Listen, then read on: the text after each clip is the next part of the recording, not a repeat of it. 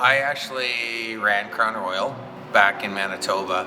I saw that Crown Royal was looking for like an operations manager kind of slash head distiller. A lot of my experience kind of fit in there as far as the operations experience. I had to learn the distilling piece to become, the head distiller there. So I got a diploma in distilling through the Institute of Brewing Distilling over in London, England. I like this a lot more than the Crown Royal piece because I can experiment and kind of do my own thing, pulling from all the lessons I learned at Crown Royal. So I've got a little bit of unique experience within the craft distilling industry in Alberta, where I have a background at one of the big corporations running their whole program. Taught me a lot, and then I've got the formal education now behind that as well, so pretty cool.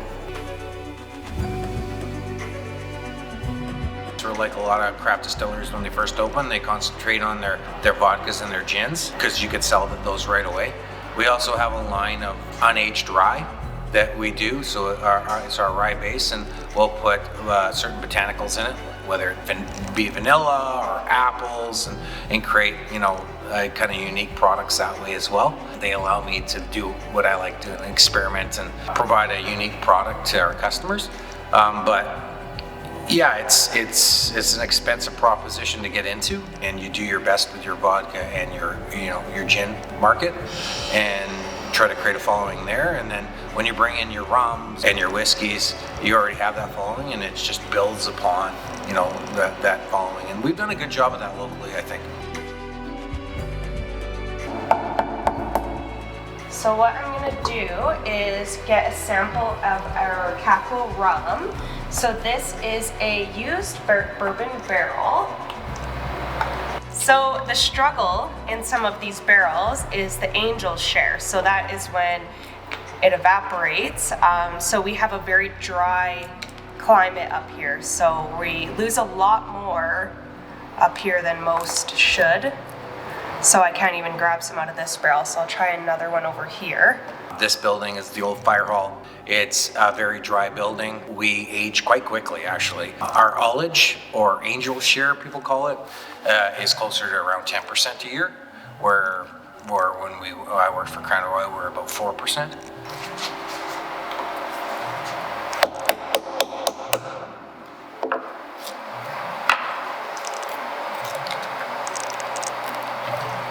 This one should.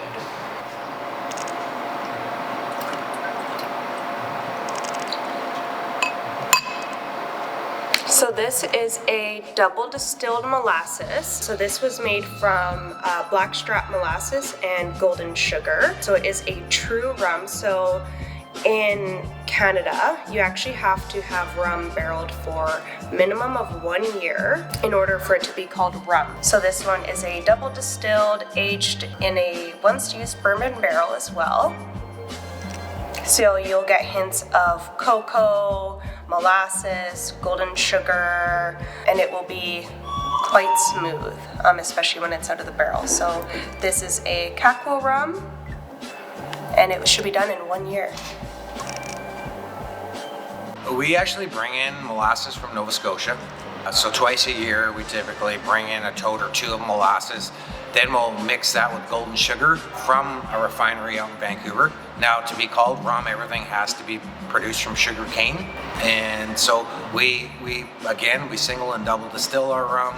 We throw it in, particularly that one is almost exclusively bourbon barrels. Rum only has to stay in barrel a year, so we have a little bit more flexibility. We're typically closer to 2 years when we pull our rum out. Find it's a little bit hot at a year and it mellows out a little bit more too. So that's between 15 months and 2 years is typically where we're pulling our rum out. So our Kakwa Rum has won a couple. It won the first time we entered in the Canadian Artisan Spirits competition. It won a bronze for a traditional rum. The next year it won a silver. I guess which they say is with distinction because you moved up. And then our gin as well won a gold. I think it was contemporary gin. And then it also won a silver for the branding. So for our premium spirits, we use Northwest Territories artist called Robbie Craig. So he's done the bison on our whiskey and the hare on our gin, and then the picture of the Kakwa Falls on our rum there. So we think his style is pretty unique, and we like using it. It fits really well with our stuffs. It kind of just fell into place. We had outgrown our last location, and we decided to open up. We were lucky enough to come to the old fire station, so it was central. It was enough square footage that we needed for our operation, and it allowed us to open this tasting room. So in that, we really wanted to highlight the history of this building. It's Grande Prairie's third fire station ever built. And ironically, the first two, I believe, burnt down. So I reached out to Grande Prairie Archives and selected a couple photos that we were able to showcase here in the lounge. This fire station used to be called the Bell Tower because it had a 100-pound bell on top of it. It's no longer here, but so you can see in this photo, this is the era where they had it removed. Trial and error process. So for me, fortunately, I had a lot of experience. A much bigger scale experience. But I knew kind of what worked and what didn't work for mash bills. I utilized the knowledge I had from working at Crown Royal and kind of added to that, I guess is the best way I have to describe it. So this still that you see behind us is completely different than the continuous stills at Crown Royal. Like, the biggest still at Crown Royal, that distillery is 10 stories high. So it's a different process. So it took me a good 6 to 8 months to figure that still out and kind of what worked well, what didn't work with regards to it. You go through those things with new equipment, and it's been exciting. And now we know the equipment fantastic. It's not only me, I've got a team behind me that really, really understands the equipment well and what works for fermentations, what doesn't work. Same with the distillation process, where to do our cuts and stuff like that. We have a good process now. So my favorite part of the process here is probably the distilling part. It's a lot more fun. So the mash tun, you have more of like the physical labor, throwing in the grain bags, unless you have an auger, which we sometimes do. But definitely the distillation part is my favorite part. Just being able to run it through the columns, looking at the sight glasses, seeing the finished product, and then saying, yeah, this is the flavor I'm looking for, this is what I was exactly wanting. That is probably the coolest part of it all. And then finally throwing it into a barrel and just knowing I have to wait 3 years to taste this. It's kind of cool. It's like a time capsule in a way.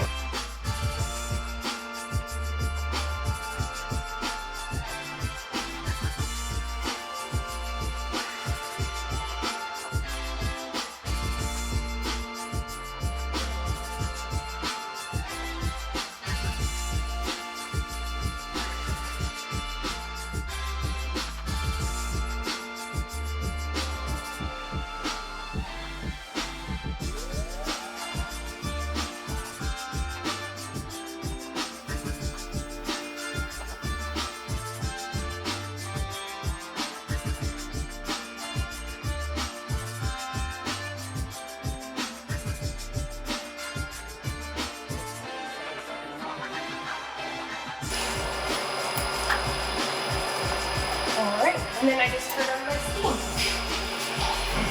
So open it about 1 turn. I will plug in the pump.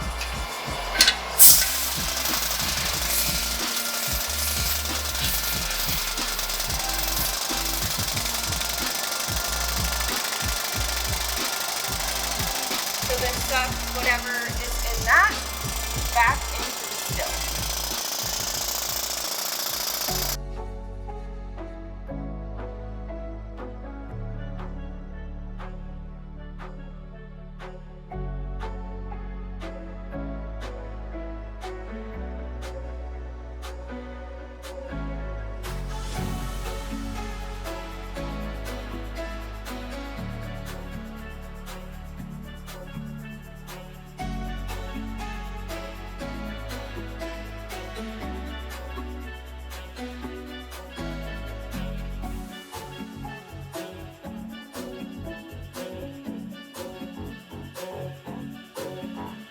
So the very beginning of the distillation, you actually don't want to collect, or you do want to collect and get rid of. So the first little bit that comes out is called the heads.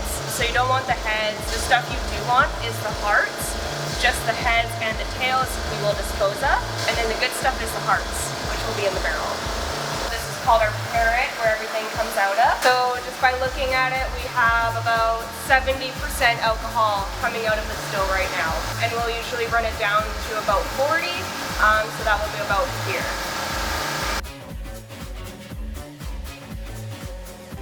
Just trying to find, we're gonna barrel some single distill wheat today, so I'm just seeing which one of our barrels is empty and we can put it in. I'm looking for a bourbon barrels.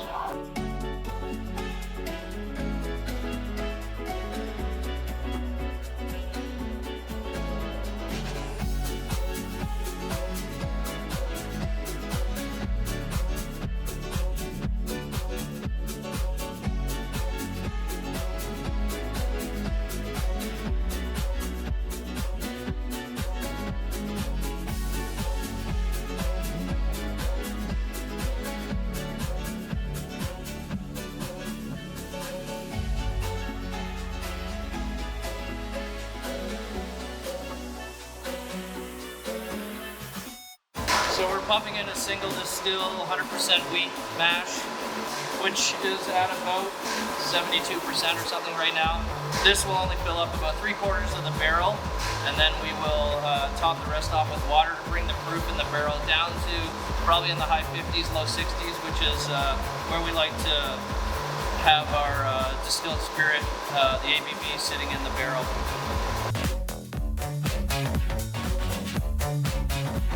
So I do a proper barrel program, like a pedigree program. So we bring in once used bourbon and once used rye barrels, and also red wine barrels from BC. I have not just barrels, but I have 3 specific mash bills that we do. And then I double distill some of that stuff. I single distill some of that stuff. So we've got the 70 barrels that we have here. We've got 15 to 16 different types of whiskey overall.